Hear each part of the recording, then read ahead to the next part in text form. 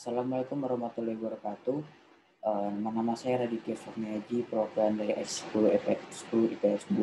Kali ini saya akan mempresentasikan geografi tokoh dunia, yaitu adalah Joseph Stalin. Joseph Stalin adalah pria yang memiliki nama asli Joseph Yudashvili ini.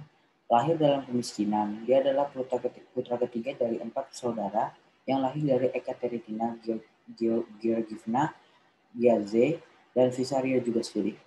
Tetapi dia adalah satu-satunya yang bertahan melewati masa kanak-kanak. Pernikahan orang tua yang saling bergejolak, ayahnya yang sering memukuli istri dan putranya, Stalin saat anak-anak adalah anak yang sangat cerdas. Dia berharap anaknya bisa menjadi seorang pendeta Ortodoks di Rusia.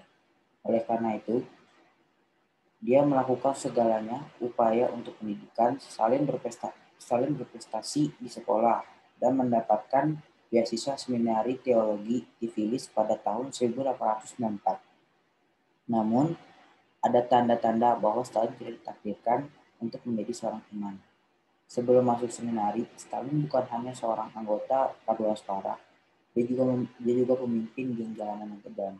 Terkenal karena kekejaman dan gangguan taktiknya yang tidak adil, geng Stalin mendominasi jalanan yang kasar di Gori. Sejak muda, dia sudah terlibat dalam politik revolusioner dan hingga kegiatan kriminal. Stalin banyak mengenal tentang karya-karya Karl Marx selama seminari ini.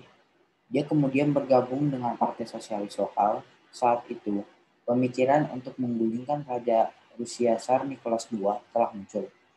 Minatnya pada sistem monarki juga melampaui keinginan untuk menjadi seorang pendeta. Stalin putus sekolah hanya beberapa bulan sebelum untuk menjadi seorang revolusioner. Dia memberikan pidato Republik pertamanya pada 1900. Setelah bergabung dengan gerakan bawah tanah revolusioner, Stalin bersembunyi menggunakan alias Koba. Nama itu diambil dari nama pahlawan penjahat Rusia dari Georgia. Dia bergabung dengan kelompok militan dari gerakan sosial demokratik Marxis Bolshevik yang dipimpin oleh Vladimir Lenin. Stalin juga terlibat dalam berbagai aktivitas kriminal, termasuk perampokan antara 1902 dan 1913, dan dipenjarakan serta diasingkan di Siberia. Ketika bebas dari penjara, Stalin terus mendukung revolusi dan membantu organisasi petani dalam revolusi Rusia melawan Raja Nicholas II pada tahun 1905. Stalin akan ditangkap dan diasingkan 7 kali dan melarikan diri 6 kali antara 1902 dan 1913. Pada 1912, Lenin yang pada saat itu berada di pengasingan di Swiss menunjuk Joseph Stalin untuk bertugas di Komite Sentral pertama di Partai Bolshevik. 3 tahun kemudian, pada November 1917, kaum Bolshevik merebut kekuasaan di Rusia. Uni Soviet didirikan pada 1922 setelah terjadinya perang sipil antara Tentara Putih dan Tentara Merah. Dengan Lenin sebagai pemimpin pertamanya, selama setahun-tahun ini, Stalin terus menanjaki kekuasaan partai. Sampai 1922, dia menjadi Sekretaris Jenderal Komite Sentral Partai Komunis. Hal ini memungkinkan untuk menunjukkan sekutunya dalam pemerintahan dan menumbuhkan basis dukungan politik. Setelah Lenin meninggal pada tahun 1924, Stalin akhirnya mengalahkan para pesaing untuk menangkan perebutan kekuasaan untuk menguasai Partai Komunis. Pada akhir 1920, dia menjadi pemimpin Uni Soviet kedua setelah meninggalnya Vladimir Lenin. Pada akhir 1920, Stalin meluncurkan serangkaian rencana 5 tahun yang terjadi sekitar dari 1928 sampai 1933. Rencana ini bertujuan adalah untuk mengubah Uni Soviet dari masyarakat petani menjadi negara berdaya industri. Rencana pengembangan berpusat pada kendali pemerintah atas ekonomi dan termasuk kolektivisasi paksa pertanian Soviet. Sejak itu, pemerintah mengambil kendali atas pertanian. Jutaan petani yang menolak untuk bekerja sama dengan pemerintah Stalin ditembak atau diasingkan sebagai hukuman. Pemusatan kebijakan yang tidak efisien justru menyebabkan kelaparan meluas di seluruh Uni Soviet dan menewaskan jutaan orang, yaitu adalah serangkaian kejadian dari Holodomor di era pada saat di lokasi di Ukraina. Stalin memerintahkan dengan teror dan dengan totaliternya, dia tidak segan-segan menyerahkan siapapun yang menentangnya. Dia memperluas kekuasaan polisi rahasia atau NKVD, mendorong warga untuk memata-matai satu sama lain. Akibatnya, jutaan orang terbunuh atau dikirim ke tim kerja paksa Gulag. Sistem Gulag ini selama separuh kedua sampai 1930-an, Stalin melambangkan pembersihan besar-besaran. Serangkaian kampanye ini dirancang untuk menyingkirkan partai komunis, militer, dan bagian-bagian lain masyarakat Soviet yang dianggap sebagai ancaman. Selain itu, Stalin membentuk sistem kepercayaan yang berpusat pada dirinya di Uni Soviet, itu adalah Stalinisme. Kota-kota diubah digunakan namanya untuk menghormatinya, termasuk seperti Stalingrad. Buku-buku sejarah Soviet ditulis ulang untuk memberi perannya yang lebih menonjol dalam revolusi dan mitologi aspek lain dalam hidupnya. Dia adalah subjek karya seni, sastra, dan musik yang disanjung. Namanya yang menjadi bagian dari lagu kebangsaan Soviet. Sensor foto-foto juga dilakukan dalam upaya menulis ulang sejarah. Banyak anak-anaknya dieksekusi selama pembersihan itu. Pemerintah juga mengendalikan media Soviet. Pada 1939, menjelang Perang Dunia Kedua, Joseph Stalin dan diktator Adolf Hitler menandatangani Fakta Agresi Jerman Soviet. Namun, pada 1941, Jerman melanggar Fakta Nazi Soviet dan menginvasi Uni Soviet, membuat terobosan awal yang signifikan. Soviet tidak siap untuk berperang.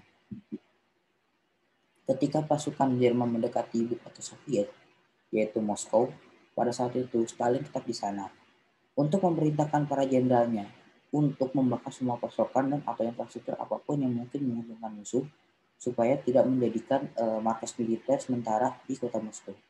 Kondisi berbalik bagi Uni Soviet dengan adanya pertempuran Stalingrad dari Agustus 1942 hingga Februari 1943. Tentara Merah berhasil mengalahkan Jerman yang pada akhirnya mengusir mereka dari Uni Soviet. Namun dia tidak pernah meninggalkan visinya tentang kebebasan kekaisaran Soviet pasca perang. Joseph Stalin tidak melunak seiring bertambahnya usia. Dia memerintahkan dengan teror, pembersihan, eksekusi, pengasingan, kerja paksa, dengan penganiayaan Uni Soviet pasca perang. Semua perbedaan pendapat apapun yang berbau asing akan diredam, terutama pengaruh Barat. Dia mendirikan pemerintah komunis di seluruh Eropa Timur. Pada tahun 1949, Soviet termasuk era nuklir dengan uji coba bom atomnya, yaitu adalah Tsar-Bomba.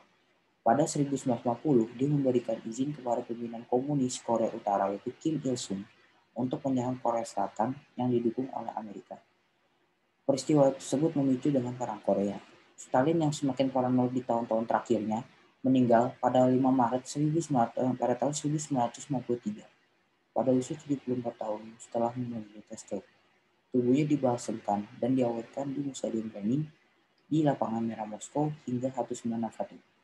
Kemudian, sebagai bagian dari proses destalinisasi, tubuhnya dipindahkan dan dikuburkan di Katedral Kremlin oleh penulis Stalin, yaitu adalah Nikita Khrushchev.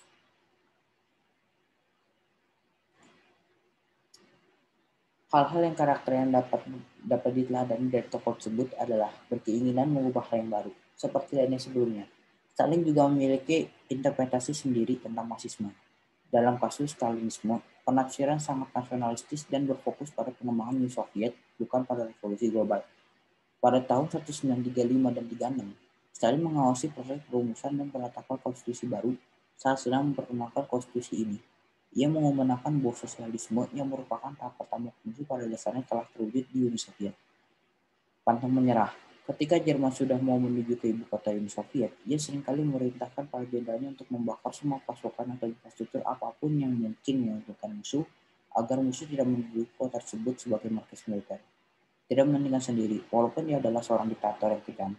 Akan tetapi, ia tetap menyemangati rakyatnya untuk ikut serta dalam perang dunia dari setiap medan perang dan tidak pernah takut pada serangan Jerman.